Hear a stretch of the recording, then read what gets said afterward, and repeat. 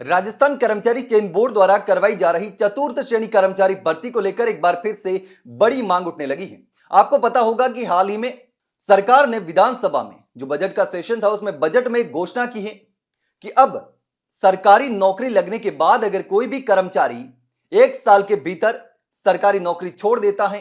किसी भी वजह से, चाहे उसकी दूसरी नौकरी लग जाती है और कोई और वजह होता है, तो वो जो पद खाली होता है वो वेटिंग से भरा जाएगा। तो इसी के तहत चतुर्थ श्रेणी कर्मचारी भर्ती के तमाम अभ्यर्थियों का कहना है कि यह जो सरकार ने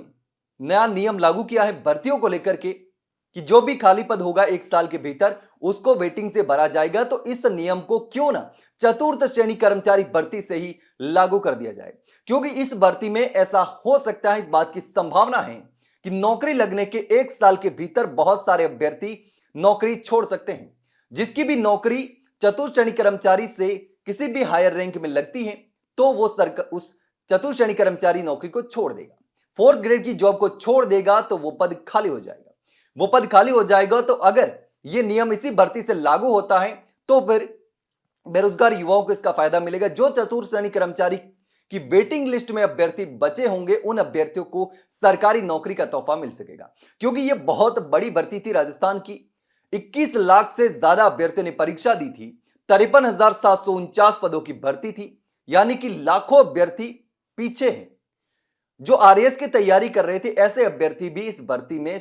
चयनित नहीं हो पाए हैं, यानी कि इसका भी जो कंपटीशन था बहुत टफ था। तो ऐसे में अब लगातार ये मांग उठ रही है और इसको लेकर के राजस्थान बेरोजगार यूनियन के अध्यक्ष हनुमान किसान का भी कहना है कि सरकार जल्द से जल्द इसका नोटिफिकेशन जारी करे, क्योंकि नोटिफिकेशन जारी करने के बाद ही ये जो नियम है वो लागू हो पाएगा। अगर सरकार ने देरी कर दी तो चतुर्थ श्रेणी कर्मचारी भर्ती के युवाओं को इसका लाभ नहीं मिलेगा। तो ऐसे में लगातार चतुर्थ श्रेणी कर्मचारी भर्ती के युवा लगातार मांग कर रहे हैं कि अब सरकार ने विधानसभा में घोषणा कर दी है, नियम लागू ही करना है, तो चतुर्थ श्रेणी कर्मचारी भर्ती से इस नियम को लागू क्यों नहीं किया जाए, क्योंकि इस भर्ती में सबसे ज्यादा पद खाली होने की संभावना है। तो वो बैकलॉग में पद न जाए या पद खराब न हो, वेटिंग वाले युवाओं को इसका फायदा मिले, इसलिए जितना जल्दी हो सके इस नियम को लागू कर देना चाहिए और चतुर्थ श्रेणी कर्मचारी भर्ती से ही इस नियम को लागू कर देना चाहिए, ताकि 1 साल के भीतर जितने भी पद खाली होंगे वहां पर दूसरे युवाओं को मौका मिल सके। इसके साथ ही सरकार ने एक और घोषणा की थी